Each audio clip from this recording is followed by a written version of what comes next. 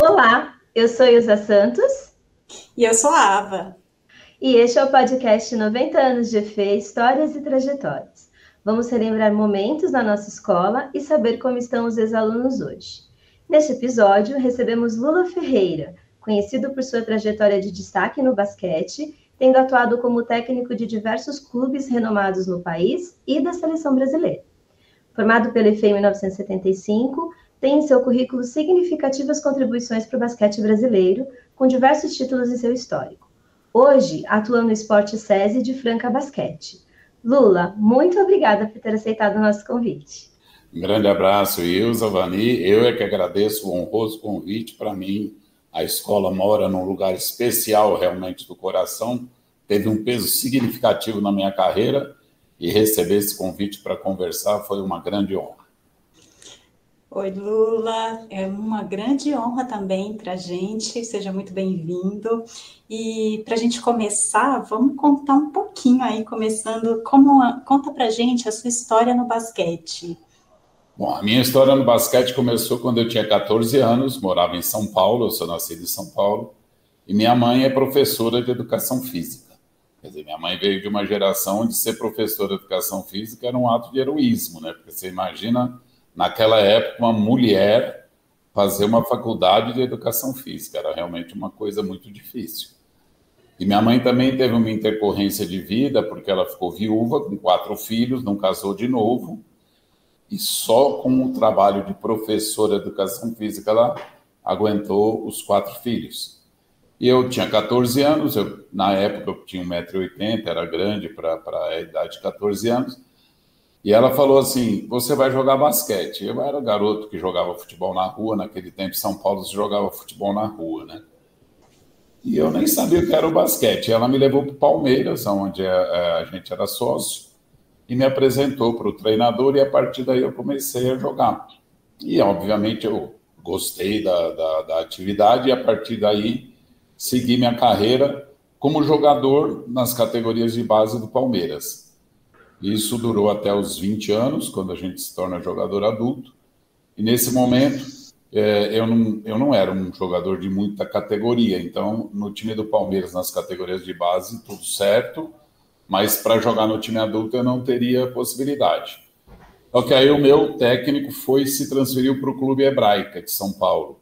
Era um clube social e que, naquele momento, queria montar um time de basquete. E o meu técnico, que foi meu técnico nas categorias de base, o João Divino Diegues, conhecido como Bauru, ele me convidou para eu ir. E eu, naquela época, já estava ingressando na faculdade, e o pessoal da Hebraica me ofereceu, em vez de me pagar alguma coisa para eu jogar, de eu ser técnico das escolinhas de basquete. Eu aceitei. Então, a partir daí, começou minha carreira de técnico também. Que bacana. E nós temos parceria com a Hebraica. A Hebraica, para mim, eu trabalhei lá 30 anos, porque depois que eu fiquei técnico lá 30 anos e diretor da escola de esportes lá, que hoje é uma potência, lá tem mais de 2.500 alunos, é uma potência realmente. Bacana. Lula, e aí nessa sua história no basquete, né, quais foram as suas maiores inspirações, assim, maiores influências e inspirações no basquete? Bom, eu comecei a conhecer o basquete nas categorias de base no Palmeiras, então esse técnico para mim, o João Divino Diegues, realmente foi um cara de peso. Mas depois, uma influência com mais propriedade veio na própria Escola de Educação Física. Então, naquele tempo, o professor Dayuto era o diretor, o professor Moacir Dayuto. Ele era tinha sido técnico da seleção brasileira de basquete, era técnico renomado, e, obviamente, ele foi uma grande inspiração para mim. E os 2 professores que atuavam à época era o professor José Medalha, que também tem um peso importantíssimo, ele me abriu muitas portas, e o professor José Guilmar, que também atuou na Escola de Educação Física durante muito tempo, chegou até a ser diretor também. Sim. Então, essas 3 pessoas foram muito influentes para mim. E eu tive um colega que também era da turma anterior à minha, e que a gente acabou até escrevendo um livro sobre o basquete, que é o Dante de Rose Júnior. Também foi professor durante muito tempo.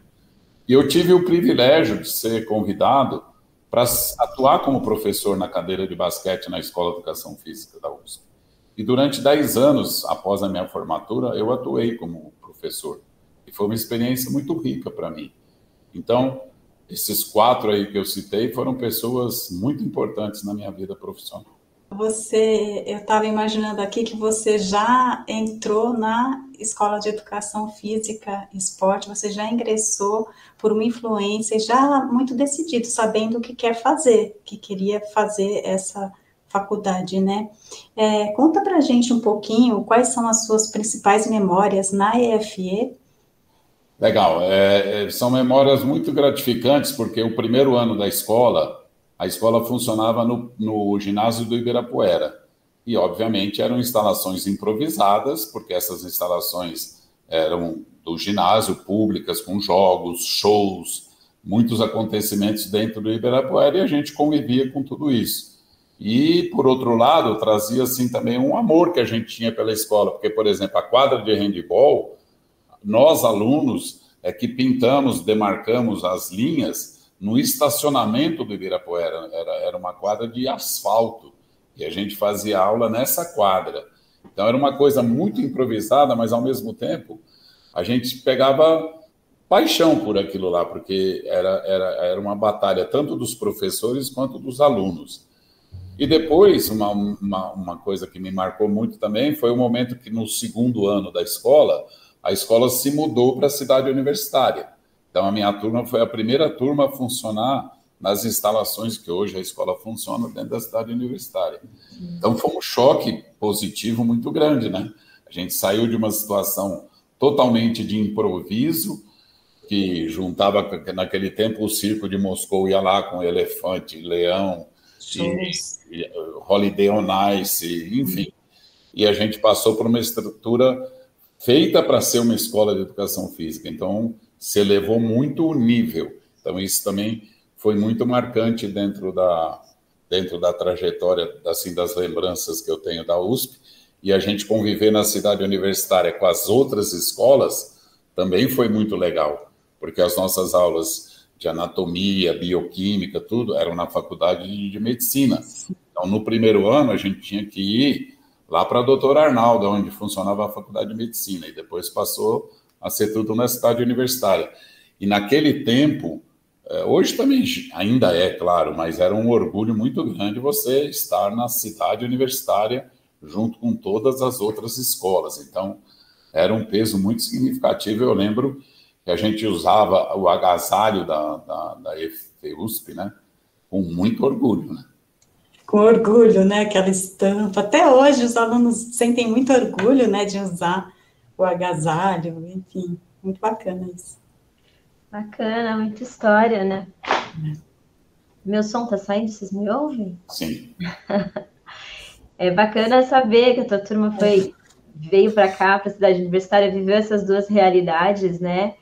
E, de repente, ter uma estrutura feita para isso, novinha, toda à disposição, é muito legal mesmo. Isso deve ter sido bem marcante, essa mudança.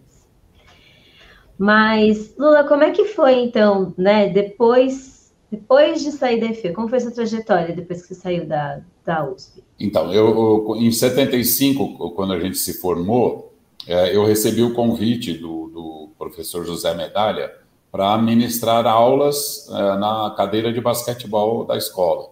E para mim foi uma grande honra.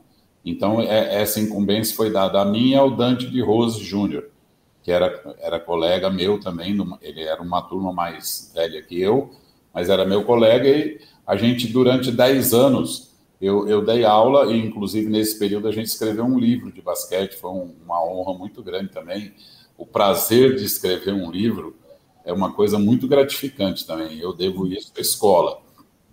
E depois desses 10 anos, aí eu já era técnico de basquete na Hebraica, e era professor em escola particular de educação física, e trabalhava na USP como professor da cadeira de basquete. Só que naquele momento, a escola passou a exigir dedicação exclusiva, ou seja, tinha que se decidir ou ficava na escola e não podia ter mais nenhum emprego, ou tinha que sair. Como eu já era técnico e eu sabia que eu queria ser técnico, com muita tristeza, eu larguei a vida acadêmica. Porque eu acho que a vida acadêmica, ela dá uma coisa para a gente, duas coisas muito importantes. A primeira, você está em contato com o conhecimento atual de tudo, ou seja, dos estudos, dos pesquisadores, dos estudos mais modernos. Isso te deixa muito atualizado. E, além disso, você tem o convívio com a juventude, com a turma dos alunos, que você vai ficando cada ano mais velho, mas eles têm sempre a mesma idade, porque eles vão eles vão trocando. Essa experiência é muito legal. Eu deixei ela com muita tristeza, e eu gostava muito da vida acadêmica.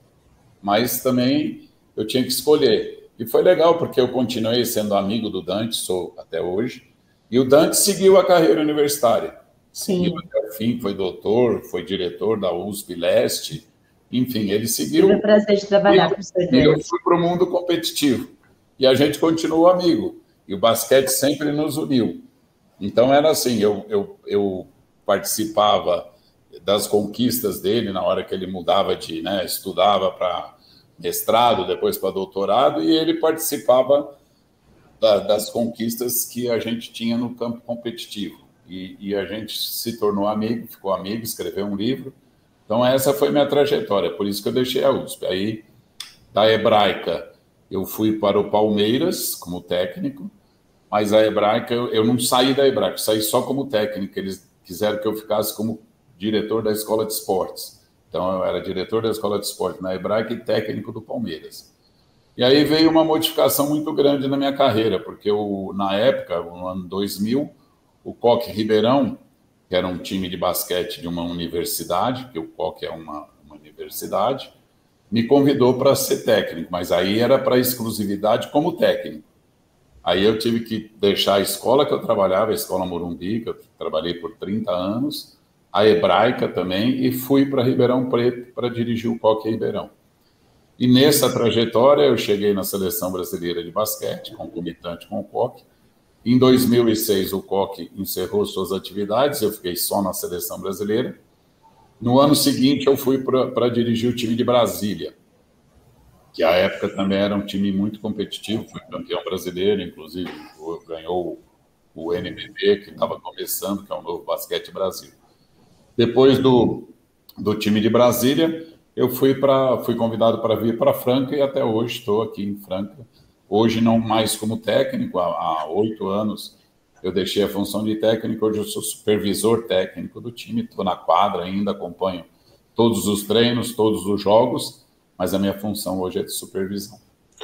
Ô Lula, e conta pra gente, assim, da sua carreira, se você tivesse que falar algum momento marcante, eu imagino que sejam muitos, mas quais seriam os momentos mais marcantes, assim, da sua carreira? No esporte, obviamente, a conquista esportiva são os campeonatos que você ganha. Então, sim, claro que com a seleção brasileira, por exemplo, foram os títulos de campeão pan-americano, quer dizer, foi bicampeão pan-americano, inclusive o PAN de 2007, que foi jogado no Rio de Janeiro. Então, foi muito bacana você jogar uma competição internacional no seu país e ser campeão. Então, foi uma coisa muito bacana. O título da Copa América também, que o Brasil foi campeão da Copa América, foi muito importante. E esses 2 campeonatos pan-americanos pela seleção brasileira.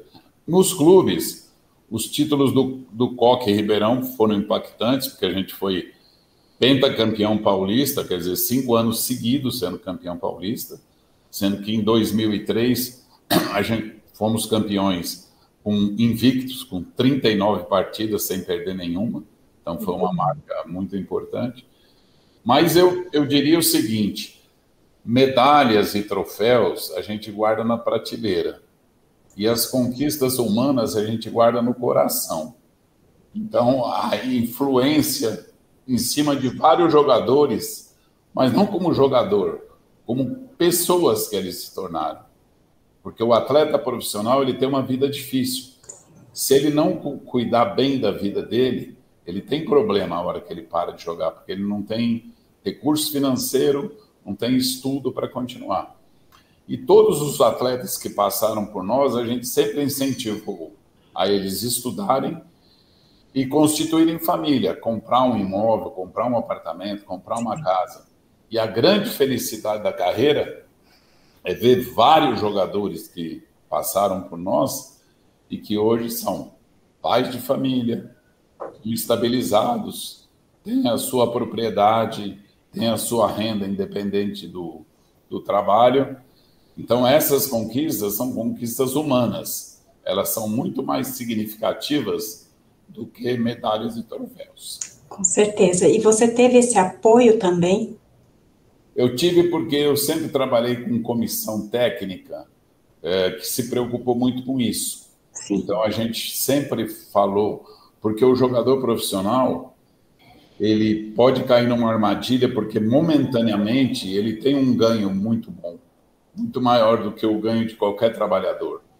Mas ele tem que pensar que a carreira dele dura 15 anos, não dura 35 igual um trabalhador normal. E é muito difícil o jovem, naquele momento, olhar para isso, porque ele acha que aquilo vai ser eterno, e não é. Os que acham que vai ser eterno se dão mal depois que termina a carreira. E muitas vezes não é preparado para isso. Não é preparado, porque a gente não se preocupa com isso. Exato. Felizmente, os clubes que eu trabalhei, eu sempre me preocupei e contei com o apoio dos outros profissionais. Os preparadores físicos, fisioterapeutas, também falavam muito com os jogadores e boa parte deles a gente conseguiu encaminhar de uma maneira positiva. Certo. A gente vê que você se emociona, né? Não tem como falar da trajetória e do quanto a gente contribuiu para a vida das pessoas, não emocionar. Eu imagino que dentro dessa trajetória, dessas conquistas todas, você também tem encontrado muitos desafios. Você consegue elencar para a gente? Sim. Eu acho assim, na área da educação física, porque também eu fui professor, Sim, concomitantemente, e isso me ajudou muito, porque eu acho que todo técnico tem que ser professor, e todo professor que for técnico, ele tira um proveito, porque ele olha para a excelência também. Embora com educação física você não busca a excelência motora, você busca vivências para dar para aquela pessoa uma condição melhor de vida. Mas quando você lida com alto rendimento, você também aprende algumas coisas que você acaba passando na área pedagógica. Então, acho assim, o grande desafio como professor era dar uma boa orientação para todos. E eu sempre me preocupei com os alunos que tinham mais dificuldade. Porque os que têm facilidade, as portas vão estar naturalmente abertas para eles. E os que têm dificuldade, não. Então, você dá aula para uma criança de 3 anos, por exemplo, que tem medo de saltar de um banco sueco no chão, e você, ao longo do tempo, ir encorajando e ir dando condições dela ir conquistando uma coisa que era difícil para ela. Isso é uma grande conquista, é um passinho. Eu digo isso porque eu convivi com crianças que tinham dificuldade, mas ao longo do tempo elas foram melhorando. Viraram atletas? Não. Mas viraram bons cidadãos.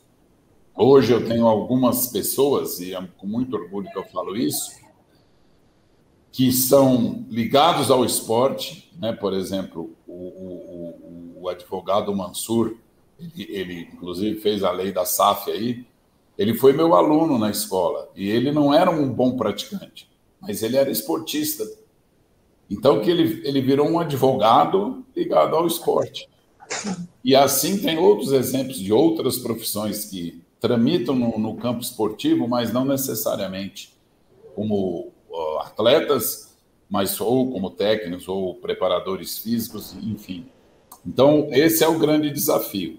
No esporte, eu acho que no esporte de alto rendimento, eu acho que você tem que estar preparado para a cobrança, porque o esporte é cobrança. Quando você é campeão, você é visto com uma lente. Quando você não é campeão, e eu estou falando assim, o segundo colocado não é campeão, mas ele é visto com outra lente. Embora a distância entre o segundo e o primeiro seja muito pequena, porque às vezes você está ganhando o jogo de 1 ponto, toma uma cesta no último segundo e perde 1 ponto, o seu trabalho foi o mesmo. Agora, se você ganha, você é visto de um jeito. Se você perde, você é visto do outro. Tem uma cobrança da sociedade, mas e principalmente da imprensa, porque a imprensa brasileira ela tem uma tendência de só achar que quem é o primeiro colocado é que fez um bom trabalho. Então, eu acho que o desafio, como foi feita a pergunta, de quem está no alto rendimento, é você entender que é assim que funciona e isso você não vai mudar. Não adianta você falar, mas é injusto. Não adianta, é assim que funciona. É melhor você entender como funciona o ambiente que você vai trabalhar, aceitar aquilo que você não pode mudar, ter coragem para mudar o que você pode e, obviamente, ter sabedoria para distinguir uma coisa da outra. Né? Eu gosto muito desse pensamento, né? E sabedoria, coragem, reconhecer, né? Eu estava aqui, enquanto a gente conversava, eu estava pensando assim, como é lidar com as críticas, né?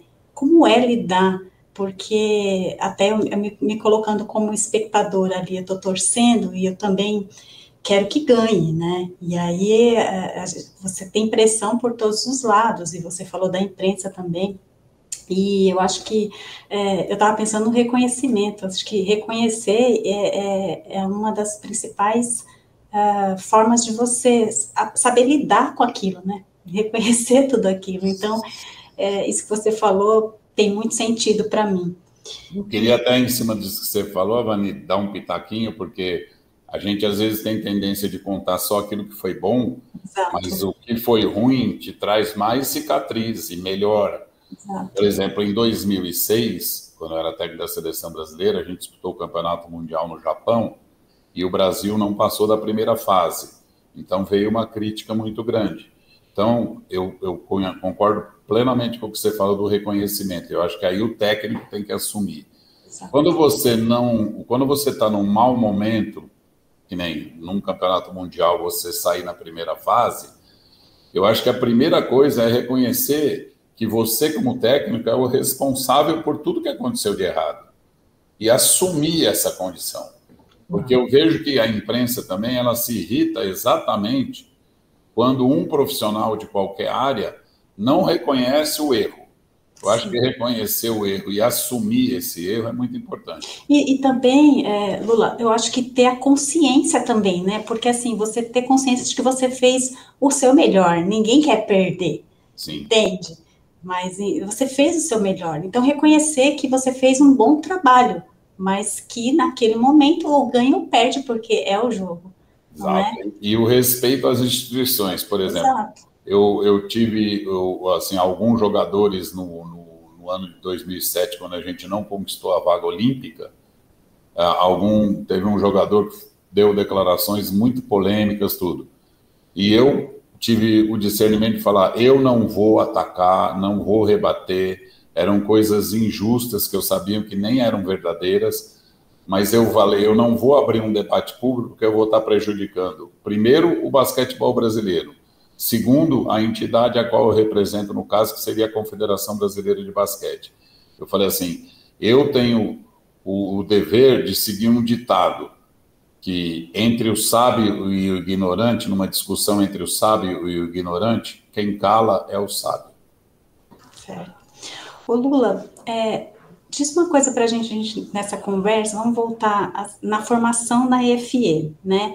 Ela influenciou a sua atuação profissional, de você pensar, poxa, você tem aí as inspirações dos docentes, das pessoas que você citou, enfim, o que te influenciou enquanto profissional ali na sua carreira? Influenciou demais, porque me deu uma responsabilidade, porque era com muito orgulho que a gente falava, que eu falava que eu era aluno da Escola de Educação Física da USP. Então, era uma coisa assim, era uma pegada muito forte. E em todo lugar que a gente se identificava, todo mundo fala, nossa, nossa. Quer dizer, então a USP, a escola sempre teve um nome muito forte.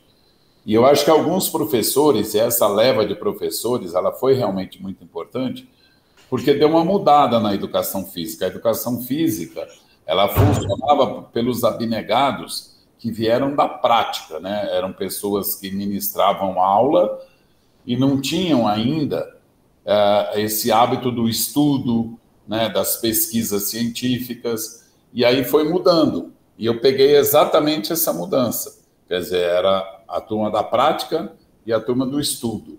E eu acho que a virtude está no meio, você não pode abandonar nenhuma das duas coisas. Mas quando você trata o ser professor de educação física como uma coisa que o professor tem que ter, ele não precisa ser habilidoso no sentido de praticar. Eu tenho uma passagem muito assim que me marcou muito, quando eu dava aula na USP, chegou uma aluna bem pequenininha, uma japonesinha, parecia uma boneca. Ela falou assim, ela era bailarina do Cisne Negro, do grupo Cisne Negro. E ela falou, eu estou fazendo educação física para mexer com dança. Ela falou, eu não gosto de basquete, eu odeio basquete. Eu falei, tudo bem, você vai fazer, vai praticar, não se preocupe com a performance. E ela fez, era 1 ano e meio na época, o basquete, eram 3 semestres. E aí, quando ela terminou, tinha uma matéria que chamava estágios programados, onde o aluno tinha que escolher uma disciplina para acompanhar treinamento, aula e seguir. E, para minha alegria, ela escolheu o basquete. Quer dizer, de bailarina, ela passou a gostar do basquete. Não que ela praticasse bem, mas ela passou a gostar do basquete. Então, essas coisas são marcantes também. Bacana, e eu acho muito interessante essa sua fala, porque a educação física, ela tem uma amplitude, né, é uma amplitude de atuações, enfim, e muitas vezes a gente escuta, às vezes a pessoa, ela se permitir a conhecer uma outra habilidade, algum outro esporte, enfim, falar que não gosta e depois está gostando daquilo. Nesse meu tempo de experiência aqui também, eu escuto isso, e a gente vê um brilhinho no olho, assim, a gente fala, olha, se permita, né? Se permita, e isso é uma influência bacana mesmo. Legal. Lula, agora voltando umas casas, a gente está indo e vindo, né, Maria? Da sua versão técnica, né? Qual que é, assim, a sua abordagem para desenvolver o potencial dos jogadores, assim, individualmente e como parte de uma equipe? Olha, Isa, eu me preocupo muito com a formação do jogador em 2 aspectos. Uma dele como pessoa, porque ele precisa ser uma boa pessoa, que ele vai fazer parte de um grupo, né? Onde eu costumo colocar no vestiário dos clubes que eu trabalho uma frase para que o jogador nunca se esqueça. A frase é a seguinte: nenhum de nós é melhor que todos nós. Então ele tem que saber que ele sozinho, por mais habilidade que ele tenha, ele não é melhor do que o grupo, porque ele também precisa do grupo. E trabalhar com o jogador, eu sempre procuro despertar no jogador a ânsia de melhorar e aprender, mesmo que ele esteja num alto patamar. E aí aprender é mais difícil ainda. Porque quando você está num grau de conhecimento, numa escala de 1 a 10, você está num grau de conhecimento 4, para você melhorar para 7 não é tão difícil. Mas quando você está num grau de conhecimento 9 e quer mudar para 10, é muito difícil. Porque você tem que treinar muito e melhorar pouco. No outro exemplo, você treina muito, mas melhora muito.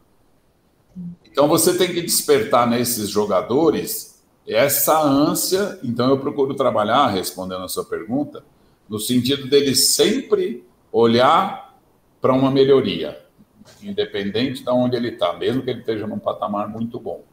E dele estar bem condicionado, quer dizer, ele está bem preparado. Então, se ele individualmente está bem preparado, automaticamente o grupo vai estar melhor. Que nem, eu gosto muito de ditado, né? Que nem diz o ditado lá, a força da matilha está no lobo e a força do lobo está na matilha. Então, um depende do outro. Então, eu procuro ir nas minhas equipes sempre trabalhar o coletivo, mas nunca desprezando o talento individual. O talento individual no esporte de alto rendimento é o que decide se você ganha ou se você perde. Mas o talento tem que estar a serviço do grupo e não a serviço individual. São lições para a vida, não só para o basquete, né? Muito bacana. É bom que a gente sempre aprende, né? Muito. Lula, e tem algum fato curioso, assim, da sua jornada que você poderia compartilhar com a gente, gostaria de compartilhar? Um fato curioso, alguma coisa que aconteceu meio que inusitado? Não, inusitado, assim, eu não tenho nenhum, mas uma coisa muito gratificante, e aí é a conquista de professor, não é de técnico. Eu acho que o professor conquista mais isso. A gente viaja muito, né, no esporte de alto rendimento, então toda hora você está em aeroporto. E eu encontro muitas pessoas, assim, as mães, às vezes, por exemplo, vem uma pessoa de 40 anos e vem e me chama de tio Lula.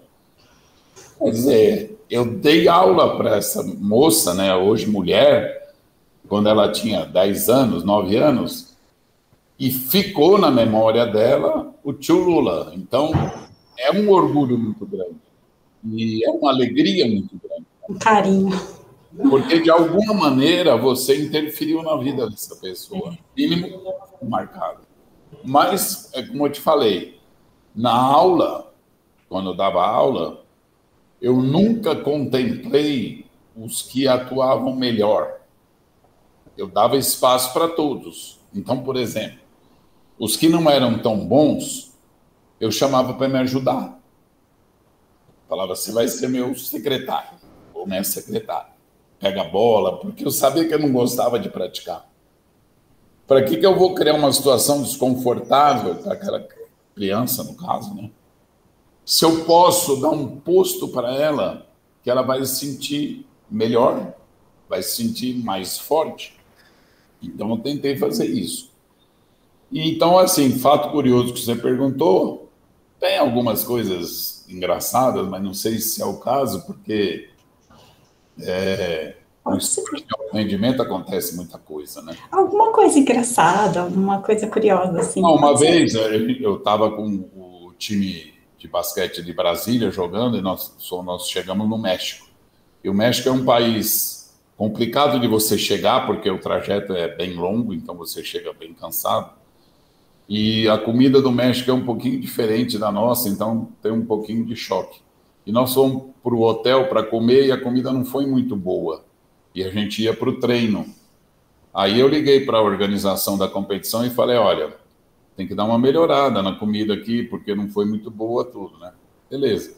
Aí quando nós chegamos no ginásio, o time do Uruguai estava treinando ainda, e eles nos levaram para o vestiário para esperar o fim do treino do Uruguai, porque depois do Uruguai nós íamos treinar. Aí quando nós entramos no vestiário, tinha uma mesa com iogurte, chocolate, tudo de bom. O jogador de basquete come muito, né? O jogador de basquete tem 2 estados, ou eles estão comendo ou eles estão com fome. Então, em 30 segundos eles comeram tudo. Por que será? Beleza, acabou. Aí chamaram, acabou o treino do Uruguai, a gente foi. Aí a gente entrou na quadra, passou 3 minutos. O cara do Uruguai veio, mas xingando de tudo quanto era nome. Falando, o que vocês fizeram? Vocês comeram o nosso lanche. O lanche era do eles tinham comprado com o dinheiro deles. Nossa! A organização. Eu falei para ele, olha, eu posso te fazer 2 coisas. A primeira, te pedir desculpa. E a segunda, pagar o que você gastou. Mas agora, eles já comeram tudo. Nossa! Mas foi engraçado. É que eles falaram vários palavrões, que obviamente eu não vou repetir aqui, mas ele veio bravo, eu entendi. Ele entendeu também. Eu falei, você desculpa, eu expliquei a história para ele, né? Foi engraçado isso. É engraçado. Marcante. Eu imagino como essa deve ter outras histórias, né? Mas foi muito ilustrativa. E Lula, hoje, como é que você vê o cenário do basquete brasileiro? Nesse exato momento, o basquete brasileiro está vivendo uma situação muito ruim, muito delicada, né? Porque em 2008 houve um fato muito marcante no basquete, que foi o surgimento da Liga Nacional de Basquete, que é uma entidade organizada pelos clubes que organiza sua competição, saindo um pouquinho do sistema federativo. E a FIBA, que é a Federação Internacional de Basquete, ela admite que isso aconteça, desde que a confederação da modalidade reconheça que essa liga é uma liga autorizada. Em 2008, a liga surgiu e a Confederação de Basquete deu essa autorização. Então, a liga reconstruiu o basquete e está indo num caminho muito bom. Só que o ano passado, a atual gestão da confederação, por motivos que não cabe discutir aqui, retirou essa chancela.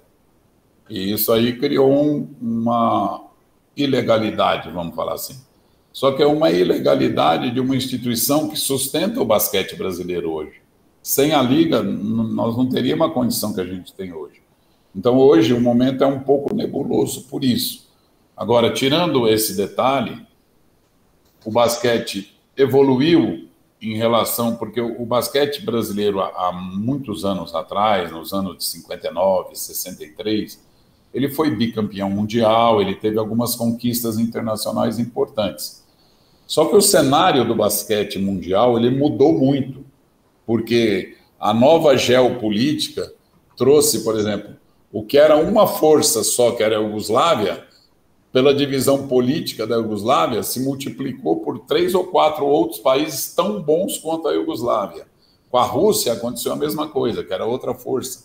Aí veio Letônia, Lituânia, tudo bom. Então, hoje o basquete, antigamente tinham 3 ou 4 potências mundiais que disputavam os títulos, hoje tem 12, 13.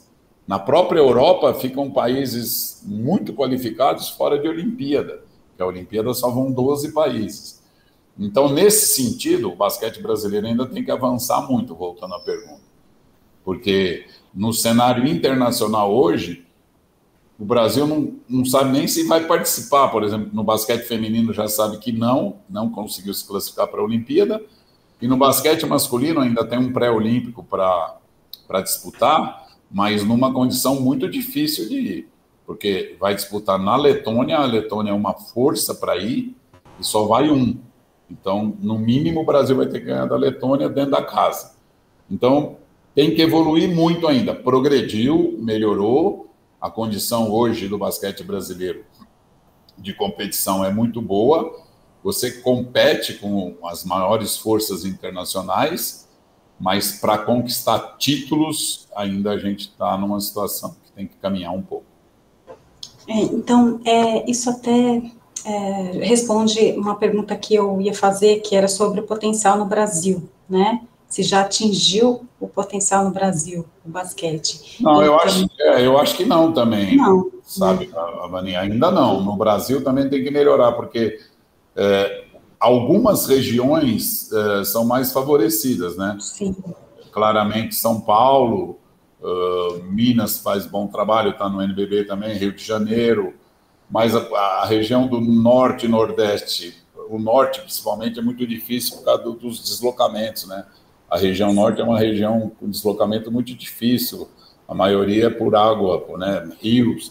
Então, assim, no norte vai ser muito difícil. E o Brasil é um país continental, é muito difícil também. A competição brasileira é uma competição de alto custo, né? Porque, por exemplo, no NBB, você tem times em Fortaleza, na Paraíba, no Rio Grande do Sul. Se você sair do Rio Grande do Sul para ir para Fortaleza, você atravessa a Europa. Sim. E aqui no Brasil, você não sai nem do Brasil. Então, a grandeza do Brasil geográfica traz uma dificuldade para o desenvolvimento brasileiro.